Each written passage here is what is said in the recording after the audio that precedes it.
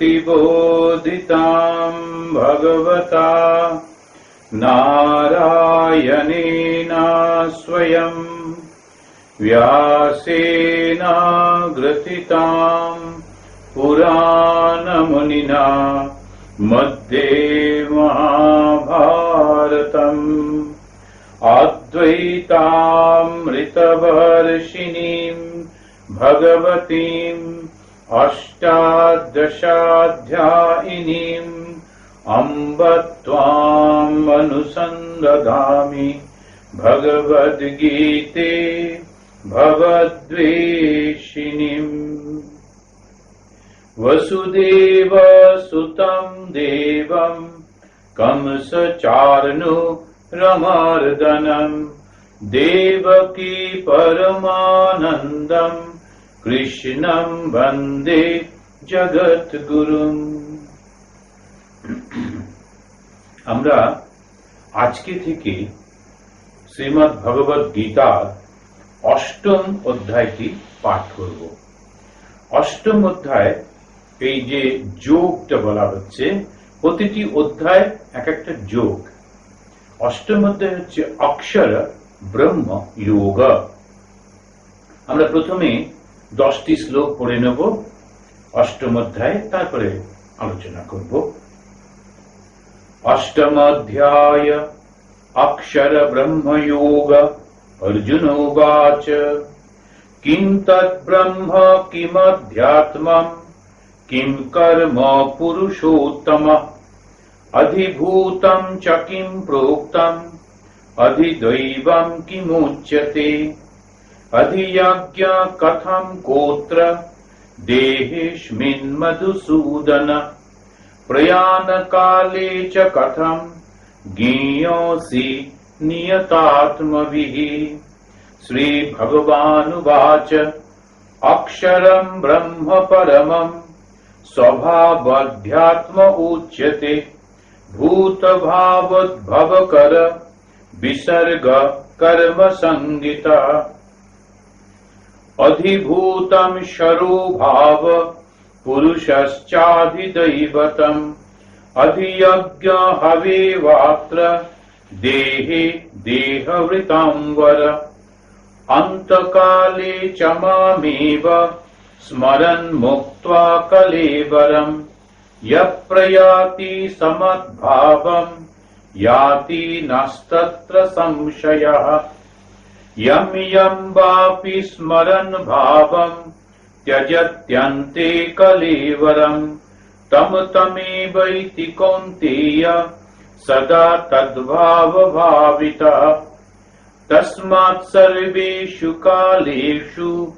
मामनुस्मरयुध्य च मय्यार्पितमनो बुद्धि मामे वैश्यस्य संशयम् अभ्यासयोगयुक्तेन चेतसा नान्यगामिना परमं पुरुषं दिव्यम् याति पार्थानुचिन्तयन् कविं पुराणम् अनुशासितारम् अनोरनीयां स्मरनुद्मरेद् यः सर्वस्य दातारमचिन्तरूपम् आदित्यवर्णं तमसः परस्त्वात् प्रयाणकाले मनसाचलेन भक्ता युक्तो योगबलेन चैव भ्रुव मध्ये प्राणमावेश्य सम्यक् सतं परम पुरुषमुपैति दिव्यम्।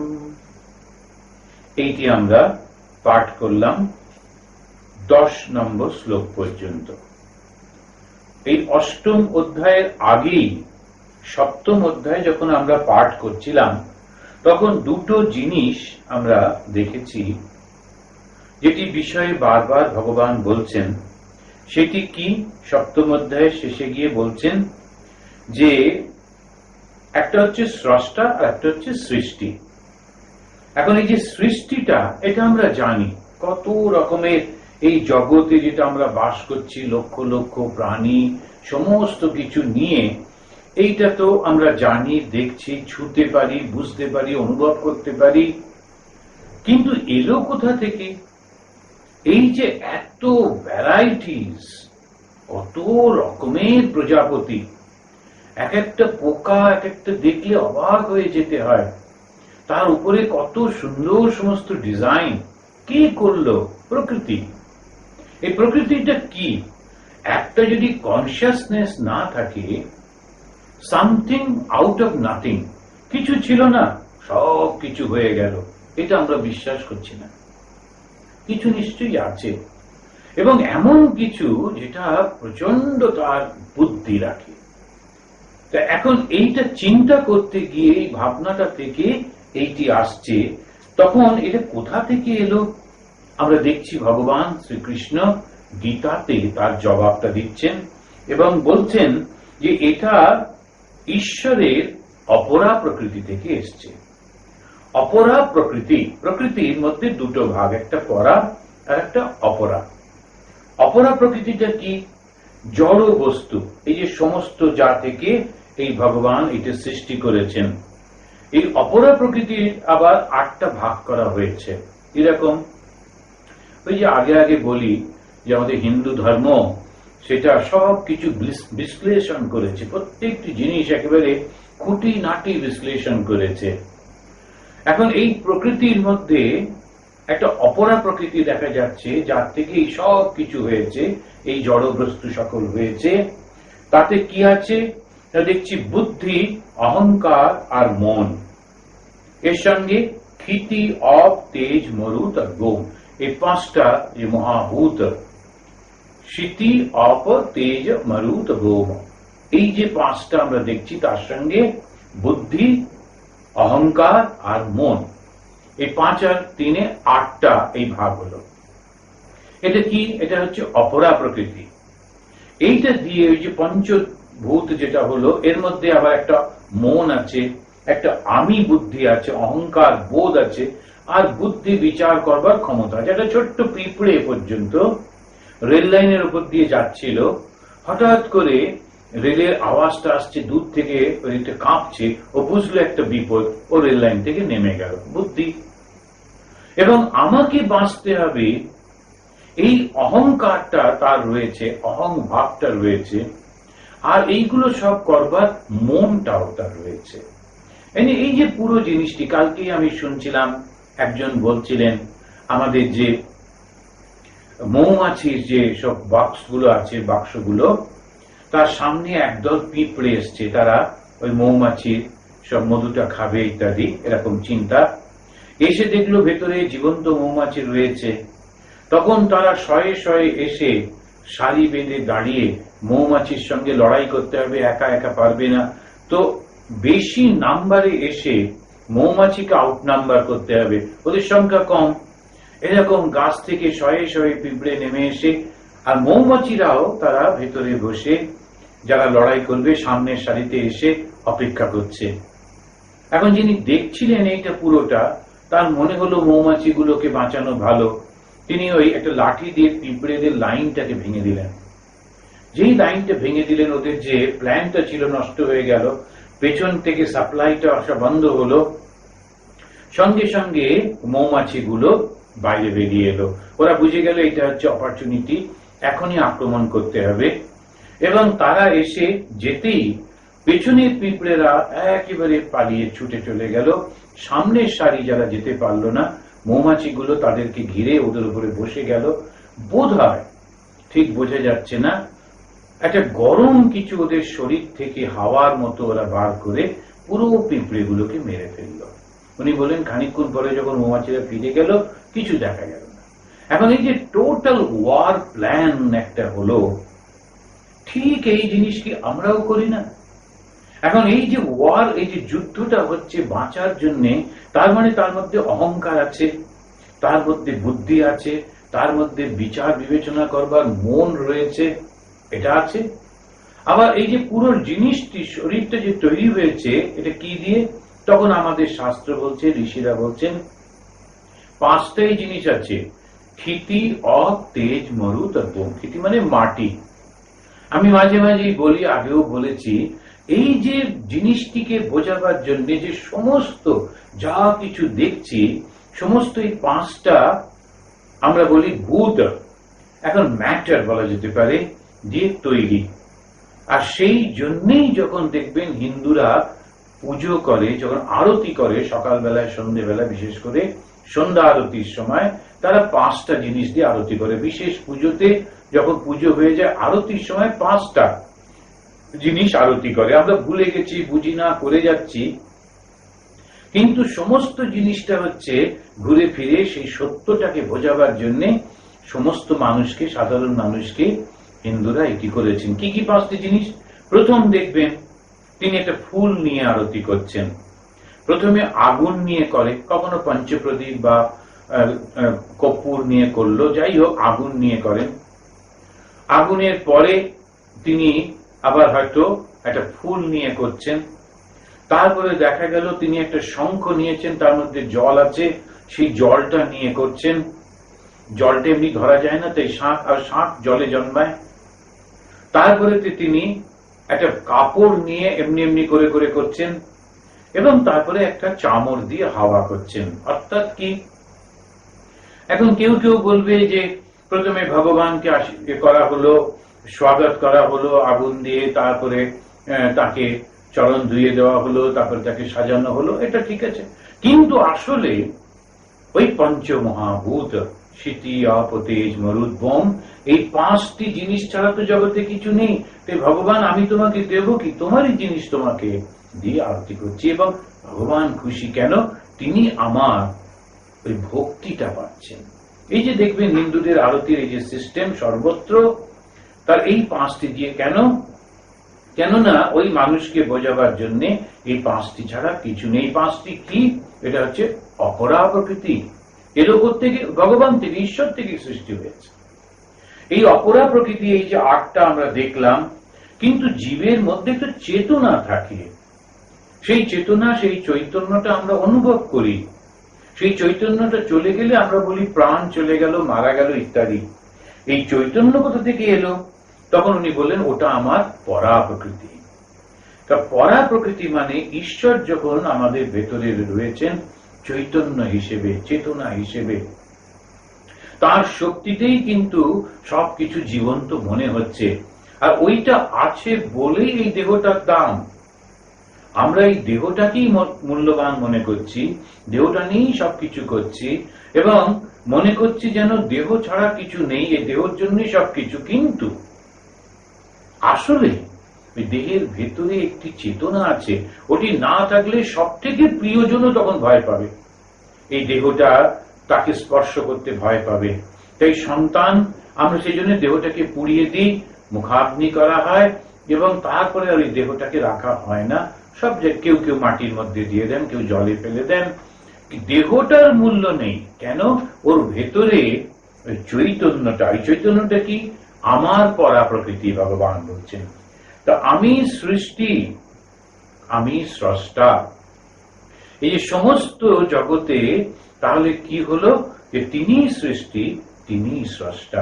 অপরা প্রকৃতি আর এই পরা প্রকৃতি, এই দুটো আমরা দেখেছি। তিনি বলছেন যে এই জ্ঞান বিজ্ঞান বৈশিষ্ট্যটা কি? তখন ভগবান বলছেন এই যে সমস্ত জগৎ যদিও আমার থেকে সৃষ্টি হয়েছে, আমাতে অবস্থান করছে, কিন্তু আমি জগতের মধ্যে নেই। এটা খুব গুরুত্বপূর্ণ কথা। জগৎটা আমার থেকে সৃষ্টি হয়েছে, আমাতেই অবস্থান করছে, থাকবে কোথায়? আমাতেই, ভগবানেতেই রয়েছে, কিন্তু ভগবান ওর মধ্যে নেই। এইটি মনে রাখতে হবে। আবার এই যে জিনিসটি বুঝলাম, এটাকে হলো জ্ঞান। ভগবানের কৃপা লাভ করে, তাঁর কৃপাতে, তাঁর করুণা হলে তখন এই পুরো জিনিসটি আমরা অনুভব করতে পারি। ভগবানের বা ঈশ্বরের স্বরূপটাকে জানা, তার সম্পর্কে জ্ঞান, আর অনুভব করাটাকে বলছে বিজ্ঞান। তো এই সপ্তম অধ্যায়ে আমরা জ্ঞান এবং বিজ্ঞান এই দুটি জিনিস আলোচনা করেছি। এই দুটি জিনিস আলোচনার পর আমরা কি দেখলাম? জ্ঞান ও বিজ্ঞানের পরে জ্ঞান এবং বিজ্ঞানের একেবারে শেষ দিকে গিয়ে ভগবান তার সেই 29 নম্বর আর 30 নম্বর শ্লোকে তিনি কতগুলো জিনিস এর কথা বললেন, ডেফিনেশন বলা যায়। শব্দ বলা যায়। কি কি? জরা মরণ মোক্ষায় মামাশ্রিত यतन्ति ये ते ब्रह्म तद विदु कृष्ण अध्यात्म कर्म चा अखिलम। इन्हीं की बोलें যারা জরা মরণ মোক্ষায়, অর্থাৎ ভগবানকে ডাকছে কিভাবে? দুটো জিনিসের জন্য, একটাই জগতের জন্য আর একটা জগৎ থেকে বেরিয়ে মুক্তি পাওয়ার জন্য। এই দু রকম জন্য প্রার্থনা করা হচ্ছে। এই জগতের জন্য কেউ বলছে আমায় নাম দাও, যশ দাও, কেউ বলছে আমায় ভালো সুস্থ শরীর দাও, কেউ বলছে আমায় এইটা দাও সেটা দাও, এই জগতের সমস্ত জিনিস। কিন্তু ভগবান সেটাও দেন, কিন্তু বলছেন সেইটি কি বেশি দিন থাকে না, এমনকি স্বর্গ পর্যন্ত সুখ বেশি দিন থাকে না, তো আবার ফিরে আসতে হয়। আর উপনিষদে বলছে নাকস্য পৃষ্ঠতে সুকৃতে অনুভূতবে ইমাম লোকম হীনতরম ভবিষ্যন্তি। এই স্বর্গে গিয়ে ভালো কাজ করলে স্বর্গে পৌঁছলো, নানান তার শক্তি সামর্থ্য নানান আনন্দ এই সমস্ত করে করে যেই ভালোটা হয়ে গেল আবার চলে আসতে হবে এই কর্মযোগ, আবার এসে এই পৃথিবীতে তার শরীর ধারণ করে কর্ম করতে করতে আবার উঠতে হবে। এই রকম যেটা বলছেন।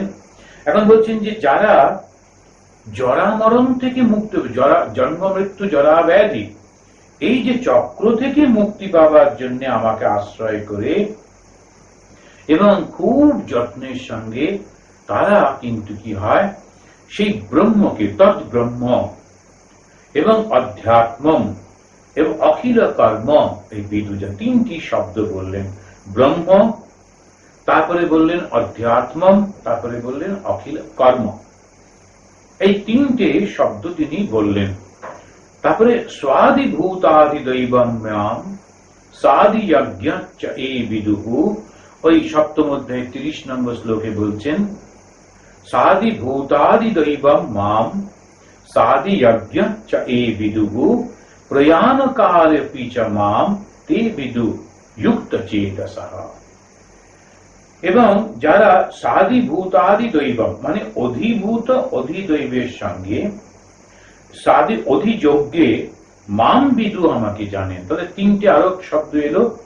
একটা হলো অধিভূত অধিদৈব অধিযজ্ঞ, এই তিনটে সঙ্গে আমাকে যারা জানেন তে যুক্ত চেতসা, যুক্ত মানে যুক্ত হয়ে গেছে সমাহিত চিত্ত ব্যক্তিগণ, প্রয়াণ কালে অপি মাম, তারা আমাকে মৃত্যুর সময়ও জানতে পারেন। এই যে আমরা জানলাম এই ছটি মোটামুটি দেখা গেল, অষ্টম অধ্যায়ে এসে ওইটারই যেন আবার আলোচনা ভগবান করছেন। কেন? ওই যে ভগবান ওই যে ছটা শব্দ বললেন, অর্জুন তখন এইটা সম্পর্কে বিস্তারিত জানতে চাইলেন যে এগুলো কি। জ্ঞান লাভের যে উপায়, এর আগে একদিন বলেছিলাম আমি, জ্ঞান লাভের উপায়ের মধ্যে একটি উপায় হচ্ছে পরিপ্রশ্নে না, ঠিক মতো প্রশ্নটি করা। এই প্রশ্ন করলে তখন গুরু খুশি হয়ে যে উত্তরটা দেন, সেই উত্তরটাতে আমরা অনেক কিছু জানতে পারি, নইলে বুঝতে পারি না। এই ভগবানের কাছে তখন অর্জুন প্রশ্ন করছেন। অষ্টম অধ্যায় অক্ষর ব্রহ্মযোগে প্রথম আমরা পড়লাম অর্জুন উবাচ কিম তৎ ব্রহ্ম কিম অধ্যাত্মম কিম কর্ম পুরুষোত্তম। ওকেই জিজ্ঞেস করছেন, ভগবানকেই জিজ্ঞেস করছেন, কেননা উনি তো শ্রেষ্ঠ মানুষ যিনি উত্তর দিতে পারেন। অধিভূতম চ কিম প্রোক্তম অধিদৈবম কিমুচ্যতে অধিযজ্ঞ কথম কোত্র দেহেস্মিন মধুসূদন প্রয়াণ কালে চ কথম জ্ঞেয়োসি নিয়তাত্মবিঃ। এই দুটি মধ্যে দিয়ে তিনি জিজ্ঞেস করলেন। এই আগে সপ্তম অধ্যায়ের শেষ শ্লোকে যখন ভগবান বলছেন তারা মৃত্যুর সময়তেও আমাকে জানতে পারে, মৃত্যুর সময়ে তারা আমাকে বিস্মৃত হয় না। আর ঠিক মৃত্যুর সময় যে জিনিসটি মনে আসে, মন যেখানটা থাকে ওইটাই সেখানেতে মনটা যায়। এখন অর্জুন এই প্রশ্নগুলো করলেন। কি কি প্রশ্ন? হে পুরুষোত্তম, ভগবান শ্রীকৃষ্ণকে তিনি বললেন, হে পুরুষোত্তম তৎ ব্রহ্ম কিম, এই ব্রহ্মটা কি? অধ্যাত্ম কিম, অধ্যাত্ম কাকে বলে, কর্ম কিম, কর্ম কাকে বলে, অধিভূতঞ্চ কিম, কাকে অধিভূত বলে, কিঞ্চ অধিদৈবম, কাকে অধিদৈব বলে। হে মধুসূদন, অত্র এই দেহে অধিযজ্ঞ কে, অধিযজ্ঞ ক, অধিযজ্ঞটা কি, অস্মিন দেহে কথম কি প্রকারে সেটা অবস্থিত রয়েছে, এবং প্রয়াণ কালে চ, মৃত্যু কালে, প্রয়াণ কালে চ, যখন প্রয়াণ হবে, মৃত্যু হবে, নিয়তাত্মবিহি, সংযত চিত্ত যে ব্যক্তিরা, কথম কিভাবে, জ্ঞেয় অসি, তুমি জ্ঞেয় হও বা তোমাকে তারা জানতে পারে। এই যে তিনি প্রশ্নগুলো ভগবানকে করলেন, এবারে ভগবান উত্তর দিচ্ছেন ধীরে ধীরে।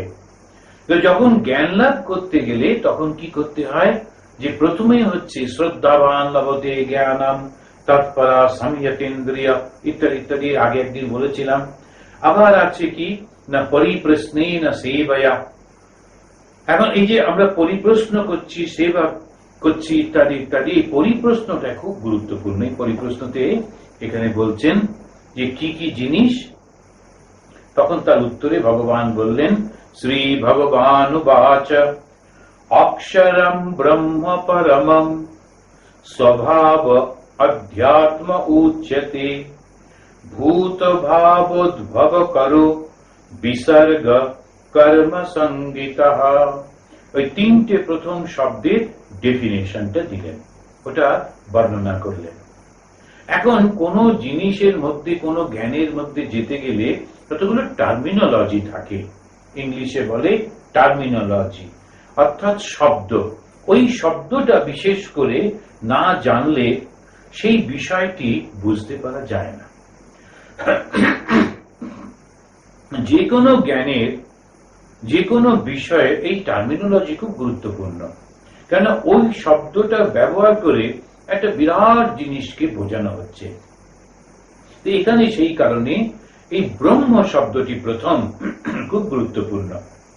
তা কি ব্রহ্ম, অর্জুন জিজ্ঞেস করেছেন, কিম তৎ ব্রহ্ম, সেই ব্রহ্মটি কি, অক্ষরম ব্রহ্ম পরমম, উত্তর দিলেন পরমম অক্ষরম, অক্ষর মানে যা ক্ষয় হয় না, সেইটি হচ্ছে ব্রহ্ম।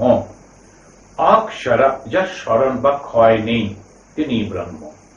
এই উত্তরটা পরিপূর্ণ যেন ঠিক বোঝা গেল না, কিন্তু এছাড়া আর কোনো উত্তর নেই। কেন, এই ব্রহ্মকে ঠাকুর খুব সুন্দর, শ্রীরামকৃষ্ণদেব তিনি, এটা অনেকেই জানেন তার জীবনের সঙ্গে যারা পরিচিত, যে তিনি বলছেন ওই বিদ্যাসাগরকে ব্রহ্ম কি তা মুখে বলা যায় না, তাই তার সেই বিখ্যাত উক্তি, ব্রহ্ম এঁটো হয়নি, এঁটো মানে জিভ দিয়ে, মুখ দিয়ে উচ্চারিত হয়নি। এখন কেন বলা যায় না, কেন ইনি টাইম স্পেস কন্ডিশনের বাইরে। আমরা যে কল্পনাটা করি যে সময়ের মধ্যে, এই যে সময়টা দিয়ে তার এই জায়গাটার মধ্যে এই একটা কোনো ঘটনা দিয়ে যখন আমরা বলি, সেই তার বাইরে তিনি, সেই জন্য তাকে কি করা যায়, অনুভব করা যায়। ব্রহ্ম কেবলমাত্র অনুভূতির বিষয়, তাকে কখনোই ব্যক্ত করা যায় না। তা ভগবানকে যখন প্রশ্ন করা হলো যে তুমি যে বললে ব্রহ্মকে জানতে হবে, তো ব্রহ্মটা কি, ওইটা তিনি তখন বললেন অক্ষরম। এখন যার কোনো ক্ষয় নেই। এবারে যদি আমরা, যখন যারা বিচারশীল, যারা এটি নিয়ে জানতে চান, তারা দিনের পর দিন, জীবনের পর জীবন এটি কাটিয়ে দিচ্ছেন, কল্পনা বিচার করছেন, দেখছেন, সেটি কি, বাকি সমস্ত জিনিস পরিবর্তিত হচ্ছে, এমন কিছু নেই যা পরিবর্তন হচ্ছে না। আমার এই শরীরটা, আমি একটুকু ছোট্ট ছিলাম, তারপরে বড় হলাম, যুবক হলাম, মধ্য বয়স হলো, বৃদ্ধ হব, চলে যাব। এখন এই যে ভাবগুলি আমরা দেখছি, এই শরীরটা কিন্তু পরিবর্তন হয়ে যাচ্ছে। গাছপালা, পশু পাখি, আকাশ বাতাস যা দেখছি সব সময় পরিবর্তন হচ্ছে। নদীর জল মুহুর মুহুর পরিবর্তন হচ্ছে। একবার হাত দিয়ে তুললাম যে জলটি, পরের বার ডোবালাম, সেই জল আর নেই, অন্য জল। এখন এই যে সমস্ত পরিবর্তনশীল সম্যক সরতি ইয়া স, তাকে বলা হলো সংসার। সংসারটা কি? সব সময় সরে সরে যাচ্ছে, পরিবর্তনশীল। কিন্তু এই যে সমস্ত কিছু পরিবর্তনশীল যদি হয়, তাহলে পরিবর্তনটা দেখছে কি? এটা খুব সায়েন্টিফিক একটা প্রশ্ন, যে যেটা পরিবর্তন যদি একই সঙ্গে সবকিছু পরিবর্তন হয়ে চলেছে, তখন কিন্তু বোঝা যাবে না যে পরিবর্তন হচ্ছে। যে দুটো জিনিস যদি একই গতিতে পাশাপাশি চলে, তখন মনে হবে না যে ওই দুটো চলছে না দাঁড়িয়ে আছে।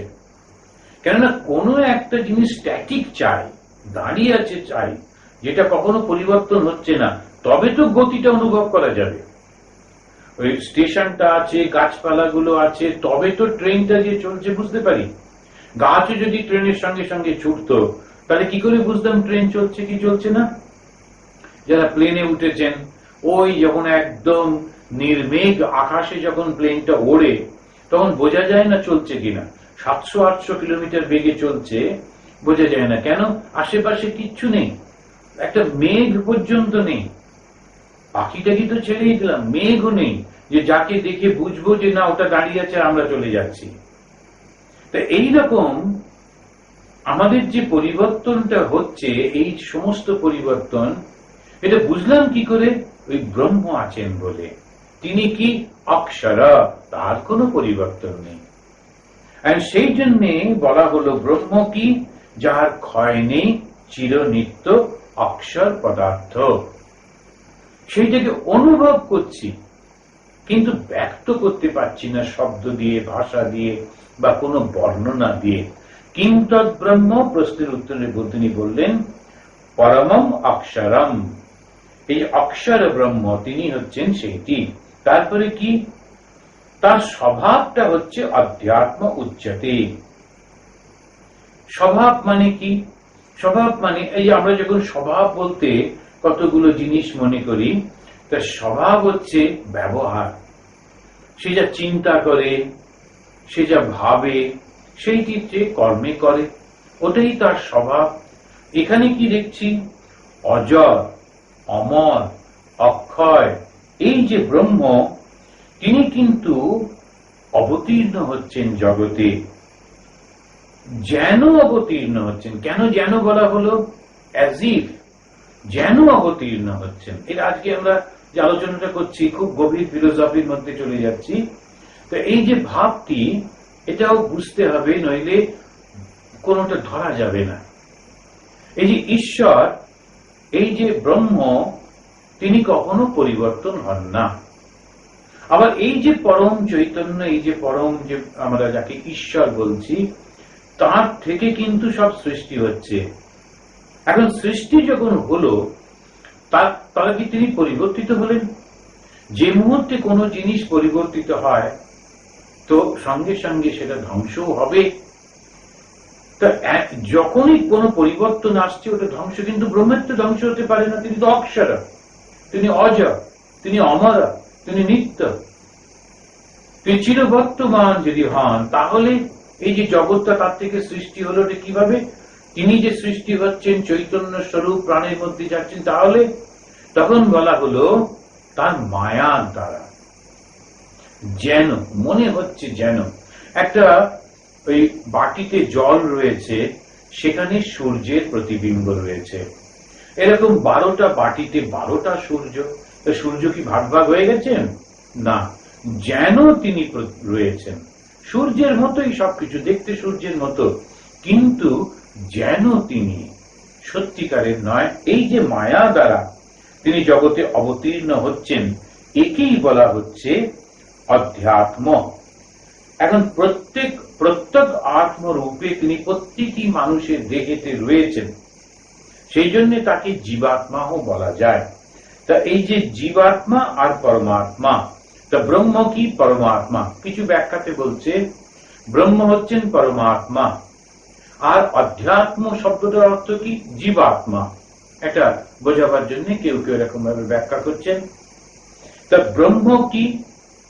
বলা হলো পরমাত্মা, অক্ষর, তিনি পরিবর্তন নন, পরিবর্তন হয় না। কিন্তু তার অধ্যাত্ম, তাকে বলো জীবাত্মা। যেন তিনি রিফ্লেক্টেড হয়েছেন, যেন তিনি এসেছেন, তিনি ওই প্রত্যেকটি প্রাণীর মধ্যে রয়েছেন। তারপরে যে শব্দটি জিজ্ঞেস করা হচ্ছে সেটি হচ্ছে কর্ম।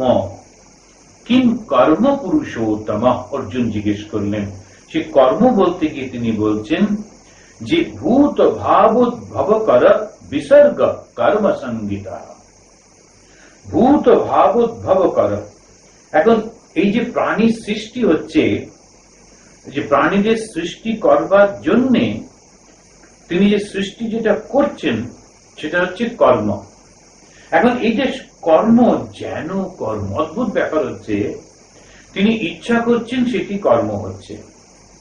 এখন আমরা এই জিনিসগুলো সঠিকভাবে যেন বুঝতে পারছি না। কেন না, আমাদের একটা এই জগতে আমরা রয়েছি, এই জগতের মধ্যে সবকিছু আমরা আমাদের মতো করে করছি।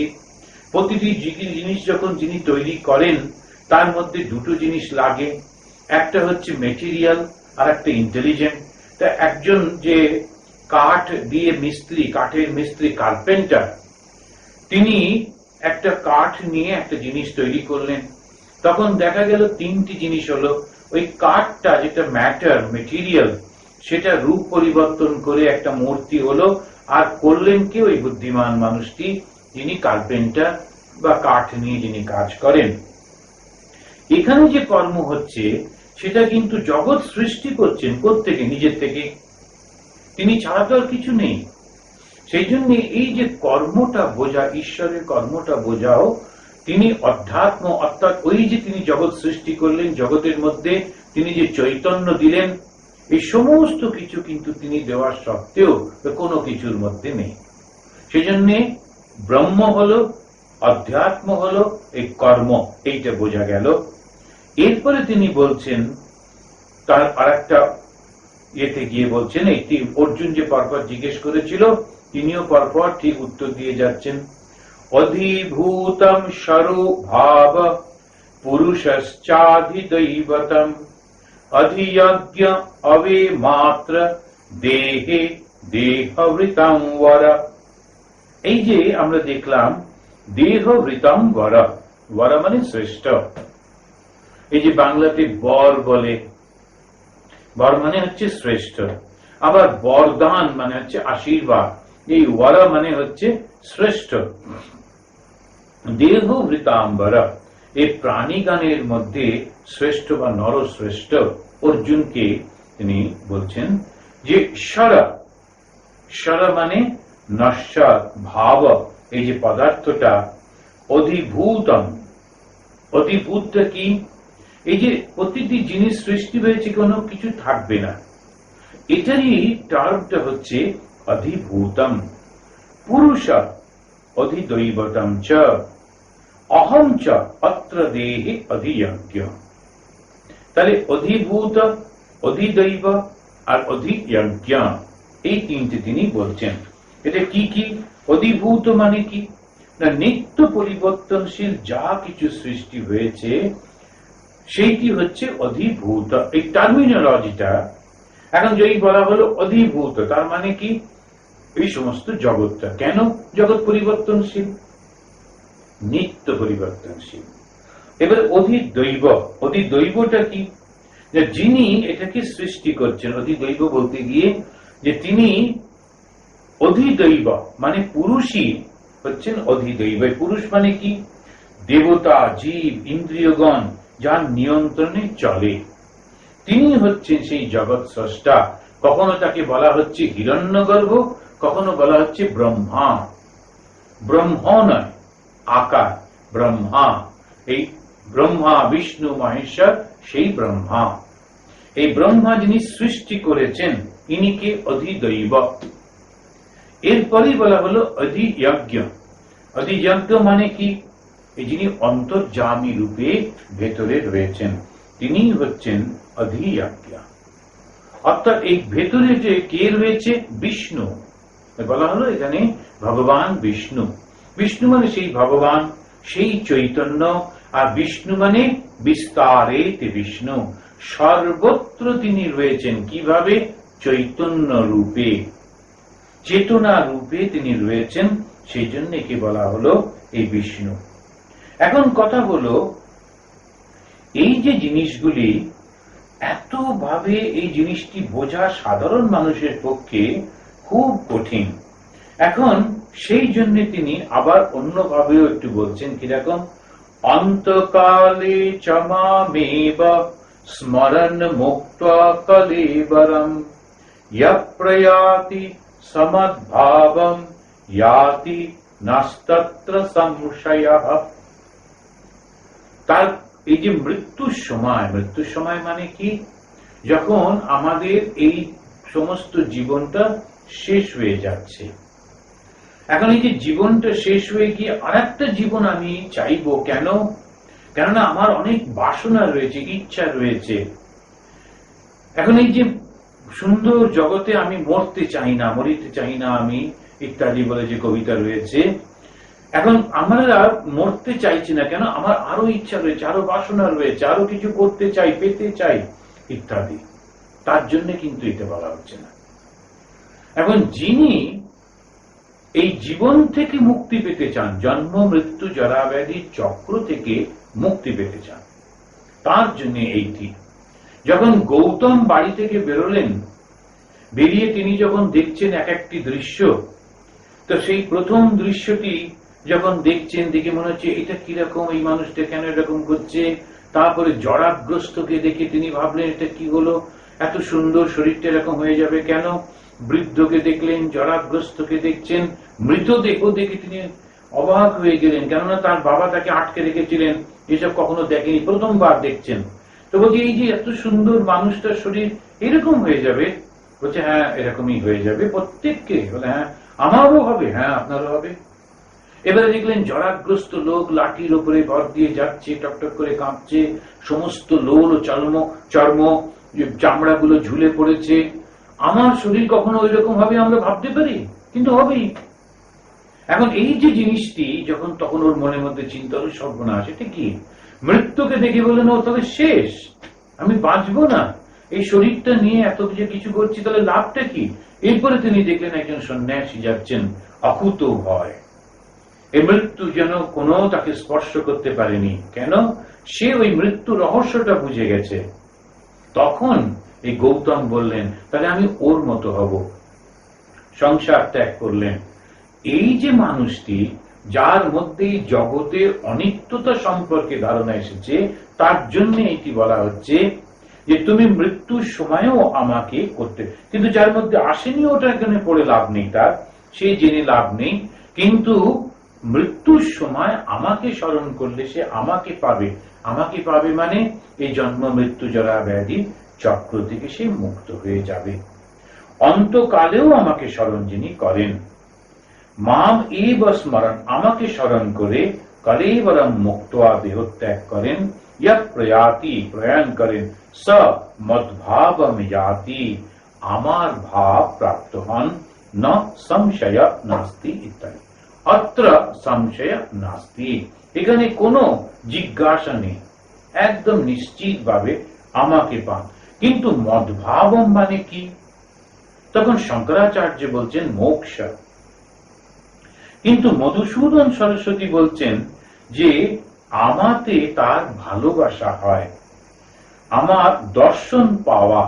বলদেব যিনি এই ব্যাখ্যা করছেন, বিভিন্ন আচার্য তারা বলছেন যে সে আমার দর্শন পায়। মদ্ভাব বলতে যারা দ্বৈতবাদী, তারা কখনো মনে করে না যে সে ঈশ্বর হয়ে যাবে, তখন তিনি বলছেন যে আমার দর্শন পাবে। আর ঈশ্বরের দর্শন পেলে সে ঈশ্বরই হয়ে যাবে, তার মতো হয়ে যাবে, এইরকম ভাবে ব্যাখ্যা করা হচ্ছে। কিন্তু কথাটা হলো ওই মৃত্যুর সময় তাকে স্মরণ করা। এখন যারা ভগবানকে স্মরণ করতে পারবে না, যারা ওই পুরোটা যেটা তিনি বললেন যে আমি হচ্ছি পরা প্রকৃতি, আমি অপরা প্রকৃতি, আমার থেকে জগৎ সৃষ্টি হয়েছে, আমি এদের মধ্যে প্রাণের সঞ্চার করেছি, চৈতন্য রূপে আছি, কিন্তু আমি কোনো কিছুর মধ্যে নেই, অক্ষর পরব্রহ্ম। এইটি যারা চিন্তা করতে পারেন না, তখন তাদের কি হবে তারপরে আমরা দেখব কেমন করে তিনি বলে দিচ্ছেন ধীরে ধীরে। কিন্তু মৃত্যুর সময় যারা আমাকে ভগবানকে এই স্মরণ করে যাবে তারা আমাকে লাভ করবে। আমাদের এই যে মৃত্যুর সময়ে কিছু কিছু লোক আছে, সব খুব চালাক লোক, তো আমরা এই ভগবান বলেছেন যে আমাকে যে স্মরণ করবে তখন আমাকেই প্রাপ্ত হবে। তো কি করলাম, আমার একদম 4 ছেলেকে 4টে নাম দিয়ে দিলাম। একটার নাম মধুসূদন, একটার নাম কৃষ্ণ, একটার নাম বিষ্ণু। এবারে মৃত্যু, আমি তো সংসারী, ছেলে মেয়ে নিয়ে থাকা, ওদের খুব ভালোবাসি, ভগবানকে ওসব মনে পড়ে না। কিন্তু এটাও আছে মৃত্যুর পর যেন আবার গোলমেলে জায়গায় না যাই, সবাই মিলে নরকে নিয়ে গিয়ে গরম তেলে পোড়ায় টোড়ায়, শুনেছি বাবা ওজন। সুতরাং ভগবানকে ডাকবো কি করে, ওটাতেও চালাকি। কি চালাকি, মৃত্যুর সময় ছেলের নাম তো মনে পড়বে, ছেলেকে তো সারা জীবন ভালোবাসি, তখন মধুসূদন শিগগির কাছে আয়, তো ভগবান ভাববেন বোধহয় আমাকে ডাকছে। আমরা এত চালাক যে মনে করি ভগবানও বোকা, কিন্তু সেরকম না।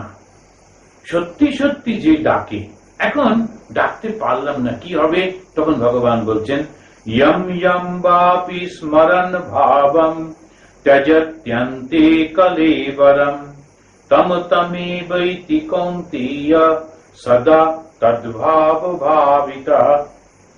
তিনি বললেন যে হে কৌন্তেয়, কুন্তির পুত্র, অন্তে মানে মৃত্যুকালে, ইয়ম ইয়ম বা অপি ভাবম, যে যে ভাব স্মরণ করে কলেবরম ত্যজতি, দেহটা কলেবরে শরীর ত্যাগ করলো, সদা তদ্ভাব ভাবিতঃ, সর্বদা সেইভাবে তন্ময় চিত্ত পুরুষ, তম তম এব, সেই ভাবি এতি প্রাপ্ত হয়। খুব পরিষ্কার করে বলে দিচ্ছেন, যা ভাবতে ভাবতে চলে যাব সেইটি আমরা কিন্তু পাবো, তাছাড়া কোনো উপায় নেই। এখন এটা উপনিষদেও কিন্তু সেই একই কথা বলছেন ভগবান শ্রীরামকৃষ্ণদেব। সেই জন্য বলছেন সারা জীবন আমরা যে স্মরণ মনন জপ, ভগবানের জন্য চিন্তা, সাধু সঙ্গ, সৎপ্রসঙ্গ করা, সৎগ্রন্থ পাঠ, কেন? ওই মৃত্যুর সময়টার জন্য। ওই মৃত্যুর সময় যাতে ভগবানকে মনে পড়ে। এমনি ওপরে ওপরে একটু প্র্যাকটিস করলাম হবে না। তখন তিনি বলছেন যে এমনিতে যখন আমরা কোনো পাখিকে, তোতা পাখিকে শিখিয়েছে, রাম বলো, কৃষ্ণ বলো, দুর্গা বলো, ও বেশ বলে, যেই বাড়িতে লোক আসে সঙ্গে সঙ্গে মালিক বলে দুর্গা বলো, সঙ্গে সঙ্গে পাখিটা বললো দুর্গা দুর্গা, খুব খুশি। কিন্তু সামনে যখন মৃত্যুরূপী বেড়ালটা আসে, বেড়াল যেই পাখির সামনে এলো, তখন তার মৃত্যু, তখন ওই দুর্গা কালী কোনো মনে পড়লো না, কৃষ্ণ মনে পড়লো না, তখন কিন্তু সে ক্যাঁ ক্যাঁ করবে। কেন? ওই যে তার দুর্গা বলা, কৃষ্ণ বলা, কালী বলা, ভগবানকে ডাকা, ওটা তো উপরে উপরে, ভেতরে নয়। তাই ঠাকুর বলছেন একেবারে ভেতরে নিতে হবে, অন্তর থেকে তাকে ডাকতে হবে, চিরন্তন বারবার তাকে স্মরণ করতে করতে একেবারে শ্বাসে প্রশ্বাসে ওইটি আসবে, স্বাভাবিক হয়ে যাবে, ঈশ্বরের চিন্তা করাটা স্বাভাবিক হয়ে যাবে। এটা বলে তিনি বলছেন, দেখো এই যে কথাটি বললেন, মৃত্যুর সময় যা চিন্তা করবে, ঠাকুর ভগবান শ্রীরামকৃষ্ণদেব খুব সুন্দর একটা উদাহরণ দিচ্ছেন। বলছেন হাতিটাকে তুমি যদি আগে স্নান করিয়ে ছেড়ে দাও, ভালো করে সাবান দিয়ে ঘষে ঘষে স্নান করিয়ে দিলে, যেই উপরে উঠলো অমনি হাতির স্বভাব খানিকটা ধুলো সুঁড়ে নিয়ে নিজের গায়েতে মাখবে। আমরা ওকে সাবান টাবান মাখিয়ে সেন্টেন্ট হয়তো দিলাম, কিন্তু হাতির ওটা নয়, ও ধুলোটাই মাখবে, কারণ ধুলোটা ওর পছন্দ। সেই জন্য তিনি বলছেন সন্ধ্যেবেলায় একবার ভালো করে স্নান করিয়ে তারপরে যদি ওকে বেঁধে রাখা যায়, তখনও আর শরীরটাকে নোংরা করতে পারে না। তেমনি ভাবে মনটাকে মৃত্যুর সময় যদি ভগবানের চিন্তা দেওয়া যায়, তখন মনটা আর সংসারকে ডাকতে পারে না। তাই তিনি বললেন যে যেভাবে ডাকবে সে সেইখানে যাবে, খুব স্বাভাবিক। আমরা যখন যেভাবে ভাবি আমরা ঠিক সেখানে পৌঁছে যাই, এতে কোনো ডাউট রাখে। যেমন আমরা একজন জিজ্ঞেস করছিলেন, তখন আমি উদাহরণ দিতে গিয়ে বলছিলাম যে ধরুন আপনার একটি ছেলে গান ভালোবাসে আর একটা ছেলে ফুটবল খেলতে ভালোবাসে। আপনি এই আসাম থেকে ট্রান্সফার হয়ে চলে গেলেন দিল্লি, কাউকে চেনেন না, ছেলেদের সঙ্গেও আপনি কারোর ইন্ট্রোডিউস করিয়ে দেননি, আর বরং ও দিনরাত ফুটবল খেলতো বলে আপনি একটু বিরক্তই ছিলেন, ভাবলেন যাক দিল্লিতে এসব বন্ধু বান্ধব নেই, তখন ও ফুটবল কারা খেলে কেউ জানে না, সুতরাং ও বোধহয় ওই খেলা থেকে চলে যাবে। আর এই যে গানের যেটা, সেও তো জানে না কোথায় কে গান বাজনা করে, সুতরাং এই দুটো এখন পড়াশোনায় মন দেবে। কিন্তু দেখলেন কিছুদিন পরে যে খেলতে ভালোবাসে ঠিক যারা খেলে ওইগুলোকে বন্ধু করেছে। আপনি ইন্ট্রোডিউস করিয়ে দেননি, কেউ জানতো না, ওই যে মনের ভাবে ঠিক ওই গিয়ে পৌঁছেছে। আর যে গান করতে ভালোবাসে ওই গায়কের দলে যাবে, গান করবে। কেন? তার ওই যে মনের যে তরঙ্গ, যে চিন্তা, সেইটি যারা যারা ওইভাবে থাকে তাদের মনের সঙ্গে গিয়ে মিল হয়, সে ওখানে যাবেই। এখন এই যে জিনিসটি যখন আমরা দেখছি, তেমনি মৃত্যুর পর যে তরঙ্গটা নিয়ে, যে ভাবটা নিয়ে, যে মানসিকতা নিয়ে আমার প্রাণটা চলে যাচ্ছে, ওই তরঙ্গেতে সে পৌঁছে যাবে। এটা বিশ্বাস না করার তো কোনো কারণ নেই। এখন এইখানে মুন্ডক উপনিষদও এরকম বলছেন, কামান কামায়তে মন্যমানঃ স কামোভি জায়তে তত্র তত্র। এই একই কথা বলছেন, যে কামনাটা নিয়ে আমরা যাই তত্রায় তত্রায় জন্মাচ্ছি। এখন এই যে তিনি বললেন যে অন্তকালে সে এরকমই ভাবে যায়, এইটা পরে আমাদের কি করতে হবে?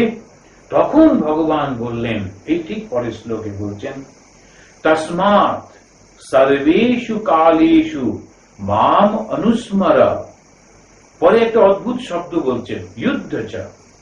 যুদ্ধ, অর্জুন যুদ্ধ করতে এসেছিল বলে তাকে বললেন, আমাদেরও বলছেন যুদ্ধ মানে কি? জীবনযাত্রা। এই জীবনেতে সব সময় আমার মন সে আমাকেই অন্যদিকে টেনে নিয়ে চলে যেতে চাইছে। সে চাইছে আমি যেন একেবারে মানে অন্য কিছু না ভাবি, এই প্রকৃতি আমাকে একেবারে তার দিকে নিয়ে যেতে চাইছে। এখন ওইটাই আমাকে লড়। Man is man so long he fights with his nature external and internal. Swamiji বলছেন মানুষ মানে কি? তার ভেতরের প্রকৃতি আর বাইরের প্রকৃতির সঙ্গে সে লড়াই করে চলেছে। আর লড়াইটা যে করছে কি নিয়ে? ওই মনটা নিয়ে। আর ওই যে প্রকৃতি কোথায় আছে? মনের মধ্যেই আছে। ওই জন্য লড়াইটা একটু কঠিন। কিন্তু এই যে ভগবান বললেন, এই যে সাধুরা বলছেন, এই যে মহাপুরুষরা উপদেশ দিয়েছেন, সেটি কি? তস্মাৎ, যেহেতু তোমার মৃত্যুর সময়ে যা চিন্তা করবে তাই হবে, তাই এখন থেকে চেষ্টা করো। তস্মাৎ সর্বেষু কালেষু মাম অনুস্মর যুদ্ধ। তুমি আমাকে সমস্ত সময় আমাকে স্মরণ করতে করতে যুদ্ধ করো। এইটার উপরে ভগবান শ্রীরামকৃষ্ণ খুব জোর দিয়েছেন। তিনি বারবার এইটি বলছেন। একটা খুব সুন্দর বই আছে, practice of the presence of God. ভগবানের উপস্থিতি সেটি অনুভব করা। Thomas a Kempis practice of the presence of God. এটি যে বলছেন ভগবানকে আমি সব সময় অনুভব করছি। কিভাবে? ওই তাকে সবসময় স্মরণ করছি। যখন খাবো তখন তাকে স্মরণ করছি, যখন বেড়াবো তখন স্মরণ করছি, যখন ঘুমবো তাকে স্মরণ করছি, কারোর সঙ্গে দেখা করছি তখন স্মরণ করছি। তখন রামপ্রসাদ বলছেন যে নগর ফেরো মনে করো প্রদক্ষিণ শ্যামা মারে। তিনি মা কালীর পূজারী ছিলেন, তাই তিনি বলছেন মনে করো তুমি যখন ঘুরছো যেন মাকে তুমি প্রদক্ষিণ করছো। আহার করো মনে করো আহুতি দি শ্যামা মারে। যেন তখন খাচ্ছ যেন মনে হচ্ছে আমি মাকে খাওয়াচ্ছি, আহুতি দিচ্ছি, ইত্যাদি ইত্যাদি। এই যে সমস্ত সময় মা অনুস্মর। ঠাকুর বলছেন এটা কি পসিবল? হ্যাঁ পসিবল। কিরকম ভাবে? অনেকগুলো উদাহরণ দিচ্ছেন। সেটি কি? যে দেখো তোমার দাঁতে যখন ব্যথা হচ্ছে তখন সব কর্ম করছো, কথা বলছো, কিন্তু মনের একটা অংশ ওই ব্যথাতে রয়েছে, ব্যথাটা অনুভব করছো। যদি না থাকতো ব্যথা অনুভব হতো না, কিন্তু অনুভব হচ্ছে। অর্থাৎ আমি এই কাজটাও করতে পারি, অনুভবও করতে পারি। আর একটা খুব ক্লাসিক্যাল উদাহরণ দিলেন। এই তখনকার দিনে গ্রামে যারা গ্রাম দেখেনি, যারা দেখেনি কিভাবে চিড়ে তৈরি হয়, আগেকার দিনে মেশিনে না, ওরা আগে ঢেঁকিতে করত। একটা কাঠের থাকছিল, তার মুখটা এসে এসে পড়তো, দুজন দাঁড়িয়ে দাঁড়িয়ে তারা চাপ দিত, এই কাঠের ওইটাকে এসে পড়তো, ওকে বলে ঢেঁকি, অনেকেই দেখেছেন। আর একজন থাকতেন, তিনি ওইটাকে পাল্টে পাল্টে দিতেন, ওই ধানটাকে পাল্টে দিচ্ছেন, চ্যাপটা হতে হতে ওটা চিড়ে হয়ে যাচ্ছে, তাই বলে চিড়ে চ্যাপটা, মানে ওটা চ্যাপটা হতে হতে এরকম হয়ে গেল। এখন এই যে জিনিসটি যিনি করছেন, এবার ঠাকুর তার কর্মটা দেখাচ্ছেন, বলছেন ওই রকম করো। কিরকম? ও কিন্তু ওই চিড়েটাকে পাল্টে পাল্টে দিচ্ছে, তারপরে তার সন্তানকে দুধ খাওয়াচ্ছে সেই মহিলা, আবার কেউ চিড়ে কিনতে এসছে তার সঙ্গে দরদাম করছে, সব কর্ম করছে, কিন্তু মনটা আছে ওই হাতের ওপর, যাতে একটু এদিক ওদিক হলেই ওই ঢেঁকিটা এসে তার আঙুলগুলো ভেঙে দিতে পারে। এখন ওই যে কর্মটি করছে, অথচ মনটা ঠিক ওই ঢেঁকিতে যেখানে হাতটা দিচ্ছে সেইটি তার দিকে মনটা রয়েছে, দুধও খাওয়াচ্ছে, দরদামও করছে ক্রেতার সঙ্গে। It is possible. যেরকম বলছেন যুদ্ধও করো, কিন্তু আমাকে স্মরণ করতে করতে যুদ্ধ করো। সর্বেষু কালেষু মাম অনুস্মর। এরপরে বললেন ময়্যার্পিত মনোবুদ্ধি মামে বৈশ্যস্য অসংশয়ম। কোন সংশয় করো না, মাম এষা এষ্যসি, আমাকেই এষ্যসি মানে প্রাপ্ত হবে। কখন? মই অর্পিত মনোবুদ্ধি, মন এবং বুদ্ধি অর্থাৎ সমস্ত অন্তঃকরণ যেহেতু তুমি আমাকে দিয়েছ, সুতরাং তোমার আমাকেই তুমি প্রাপ্ত হবে। আবার ভগবান শ্রীরামকৃষ্ণদেব তিনি বলছেন, দেখো এই সংসারে কেমন ভাবে থাকবে জানো? এই বড় লোকের বাড়ির ঝিয়ের মতো। কি অদ্ভুত অবজারভেশন! আর যখনই এই কথাটি বোঝাচ্ছেন, ভগবান যখন বলছেন তস্মাৎ সর্বেষু কালেষু মাম অনুস্মর যুদ্ধ, সেইটি বর্তমান যুগে ভগবান শ্রীরামকৃষ্ণ, আমরা যারা সংসারে রয়েছি নানান ব্যস্ততার মধ্যে, আমরা বলতেই পারি কখন ভগবানকে ডাকবো, কেমন করে ডাকবো, এত কাজ। শ্রীরামকৃষ্ণদেব বলছেন করো, পুরো কমটা কষ্ট করো, কিন্তু কিরকম ভাবে? ওই বড় লোকের বাড়ির দাসী, কিরকম? ওই দাসী কিন্তু ওই বড় লোকের ছেলেকে বলে আমার রাম, আমার শ্যাম, আমার ছেলে, আমার এরকম করেও খুব যত্ন করছে, বাচ্চাগুলোকে কোলে নেয়, কাউকে হাতে দেবে না, না আমার চবে না। তখন সবাই মনে করছে বাবা একেবারে নিজের ছেলের থেকেও ভালোবাসে, কিন্তু না, ওর কিন্তু মনে মনে তার নিজের সন্তানটি, যেটি সেই গ্রামের বাড়িতে পড়ে আছে, যেখানে তাকে রেখে সে চাকরি করতে এসছে এই শহরে একটি বড় লোকের বাড়িতে, সেইখানে তার সন্তানের কাছে কিন্তু মনটা পড়ে আছে। উপরে উপরে সে এমন সুন্দর ব্যবহার করছে যেন মনে হচ্ছে তার সত্যিকারের নিজে। এই উদাহরণটা দিয়ে ভগবান বলছেন, এই জগতে যার সঙ্গে যেমন ব্যবহার করবার ঠিক সেরকম করে চলো, কিন্তু মনে মনে জানবে এই জগৎ নশ্বর, কোনো দিন থাকবে না, কেউ থাকবে না, সবকিছু পরিবর্তনশীল। সুতরাং একমাত্র যিনি অবিনাশী, সেই ঈশ্বরের চরণে যেন আমার মনটা থাকে। এই তস্মাৎ সর্বেষু কালেষু মাম অনুস্মর যুদ্ধ।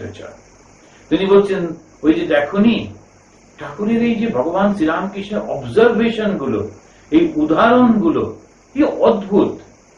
এত কঠিন একটা দর্শন এত সহজ করে দিচ্ছেন। বলছেন যে কচ্ছপটা জলে থাকে, কিন্তু সে ডাঙাতে ডিম পাড়ে, আর তার সমস্ত মনটা ওই ডিমের উপরে থাকে। এই সমস্ত জিনিস বিভিন্ন ভাবে তিনি বুঝিয়ে তিনি বলছেন এই সংসারে কিভাবে থাকবো, এইভাবে। এবং এইভাবে থাকলে কি হবে? ময়্যার্পিত মনোবুদ্ধি, যে আমাকে মন বুদ্ধি সব দিয়েছে, তার আমাকেই মামেশ এষ্যসি, সে আমাকে প্রাপ্ত হবে, ভগবানকে প্রাপ্ত হবে, ঈশ্বর লাভ করবে। নসংশয়, তাতে কোনো সংশয় নেই, তাতে কোনো অবিশ্বাস নেই। এরপরে তিনি বলছেন অভ্যাস যোগযুক্তেনা চেতসা নান্যগামিনা পরমম পুরুষম দিব্যম याति पार्थानुचिन्तयन्। हे पार्थ, অভ্যাস যোগ যুক্তেনা, অভ্যাসের সঙ্গে যোগযুক্ত হওয়া যায়। এখন আমাদের মনে আছে একদম একটা প্রথম দিকে আমরা আলোচনা করছিলাম, যখন অর্জুন বললেন এই মনটাকে সংযত করা, মনটাকে আমার যে চিন্তা ভাবনা সেইটিকে ভাবানো করানো, এটা যেন বাতাসকে বেঁধে ফেলার মতো। সেটা যেমন অসম্ভব, বাতাসকে বাঁধা যায় না, তেমনি ভাবে মনটাকেও। ভগবান বললেন ঠিকই বলেছ, খুব কঠিন কিন্তু অসম্ভব না। কেন? অভ্যাসেন তু কৌন্তেয় বৈরাগ্যেন চ গৃহ্যতে। অভ্যাস এবং বৈরাগ্যের দ্বারা এটা সম্ভব। এখানে বলছেন সেইটি আবার স্মরণ করিয়ে দিয়ে, অভ্যাস যোগ যুক্তেন, অভ্যাসের মাধ্যমে, নান্যগামিনা, অন্য অন্য কোথাও গামী গমন করে, মন অন্য কোথাও আর যায় না, ওই ভগবানের চরণে থাকে। কেন? এমন অভ্যাস করেছে, সদা সর্বদা ভগবানকে স্মরণ করতে করতে অন্যদিকে যায় না। সেই যে চেতসা, সেই যে চিত্ত যিনি করেছেন, অনুচিন্তয়ন, এই চিন্তা করছে দিব্যম পরমম পুরুষম, দিব্য পরম পুরুষকে ইয়াতি প্রাপ্ত হন। এই যে হিন্দুরা মূর্তি পুজো করে, এই যে হিন্দুরা পার্সোনাল গড যাকে বলে সেইটিতে বিশ্বাস করে, কেউ কৃষ্ণকে, কেউ মা কালীকে, কেউ শ্রী রামচন্দ্রকে, কেউ গণেশকে, কেউ কার্তিককে, এরকম বিভিন্ন দেব দেবী যে হিন্দুরা সব করে, এবং এটি আমার দেবতা বলে তাকে একেবারে বুকে করে রাখে। যেখানে যাবে সেইটিকে নিয়ে যাবে, তাকে স্নান করাবে, তাকে ফুল চন্দন দিয়ে সাজাবে, তাকে খেতে দেবে, এরকম সমস্ত যে করে, এটা বোকামি না। সর্বত্র যিনি ঈশ্বর রয়েছেন তাকে স্মরণ করা আমাদের বুদ্ধির মধ্যে আনা খুব কঠিন, কিন্তু সেইটি যখন আমরা এই মূর্তির মধ্যে দিয়ে করি, তা ফলটা কি হয়? আমার কিন্তু আসলে সমস্ত মনটা ওই ঈশ্বরের চরণে যায় মূর্তির মাধ্যমে। মূর্তিতে যাচ্ছে না, মূর্তিটা তো পাথরের, মূর্তি তো মাটির, কিন্তু আমি মাটি কিংবা পাথর তো বলছি না, আমি পাথর মাটির মধ্যে দিয়ে সেই ভগবানকে দিচ্ছি। গিয়ে কি হচ্ছে?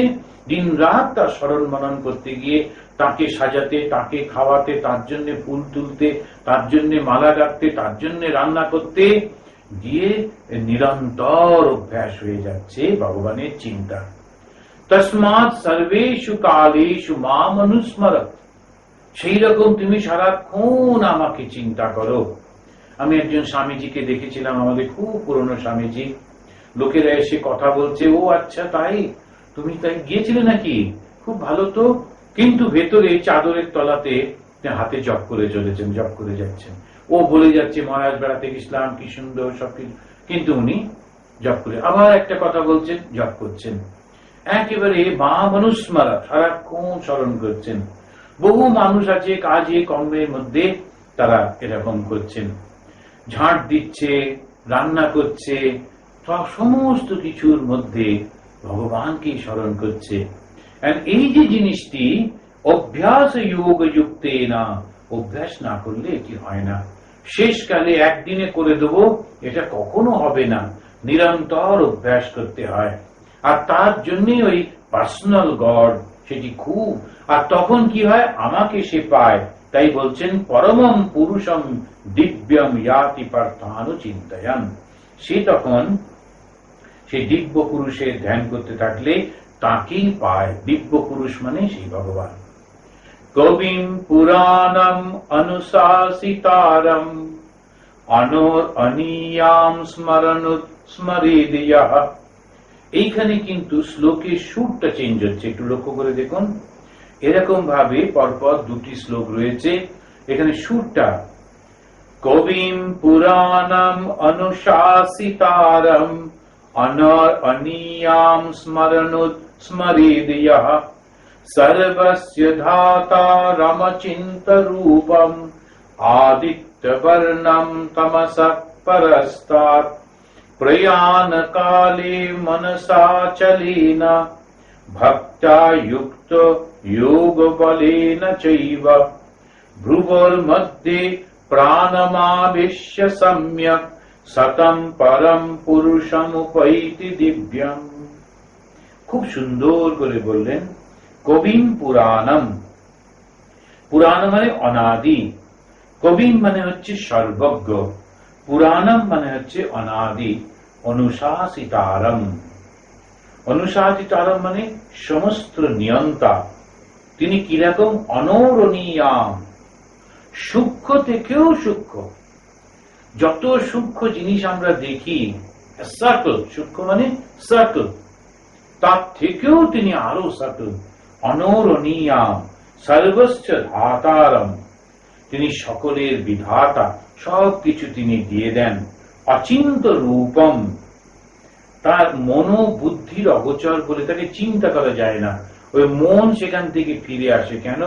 মনেরও একটা লিমিট আছে, সে কিভাবে চিন্তা করবে? যাকে এই ভগবানকে সে চিন্তা করতে পারে না। অচিন্ত রূপম আদিত্য বর্ণম, আদিত্য মানে হচ্ছে যেন সূর্য, আদিত্য মানে ওই রকম না, আদিত্য মানে হচ্ছে সব প্রকাশ, নিজে থেকে তিনি প্রকাশিত হচ্ছেন। আদিত্য বর্ণম, প্রচন্ড সেই তেজে। কি হচ্ছে? তমস পরস্তাৎ। এই তমস শব্দটা মানে অন্ধকার থেকে আমাকে আলোকে নিয়ে যাও। অনেক সময় আমাদের সেই বলছি যে আমাকে অন্ধকার থেকে যেন আলোকে নিয়ে যায়। অন্ধকার মানে কি? অন্ধকার হচ্ছে মায়া। এই যে জগৎটাকে সত্য বলে মনে করছি, ওটাই হচ্ছে অন্ধকার, ওটাই হচ্ছে মায়া। এর থেকে আমাকে বাইরে নিয়ে যাও, সেটি তিনি বলছেন এই দুটো শ্লোকের মধ্যে দিয়ে। তারপরেই তিনি সিস্টেমটা বলছেন কেমন করে। মৃত্যুর সময় প্রয়াণ কালে, ওই যে মনটা সারা জীবন ধরে আমরা প্র্যাকটিস করেছি, একাগ্র করেছি, সেই মনটাকে নিয়ে এসে দুটো ভ্রুর মাঝখানে রেখে যোগ বলে না, যোগ বলের দ্বারা ভ্রুর মধ্যে রেখে প্রাণম সম্যক আবেশ্য, সমস্ত একেবারে পরিপূর্ণভাবে প্রাণটাকে ধারণ করো, করে যিনি স্মরণ করবেন, ইয়া অনুস্মরে স তম দিব্যম পরম পুরুষম উপৈতি, সেই ভগবানকে তিনি লাভ করবেন। আমরা আবার পরের দিনে যখন পাঠ করব, আবার এইটির ব্যাপারে আমরা একটু আলোচনা করে নেব। আসুন এখন সে প্রণাম করে শেষ করি। यं ब्रह्मा वरुणेन्द्र रुद्रमरुत स्तुन्नन्ति दिव्यैस्तवैः वेदैः साङ्गपदक्रमोपनिषदैः गायन्ति यं सामगाः ध्यानावस्थित तद्गतेन मनसा पश्यन्ति यं योगिनो यस्यान्तं न विदुः सुरासुरगणा देवाय तस्मै नमः। ओम शांति शांति शांति। हरि ओम तत्सत्।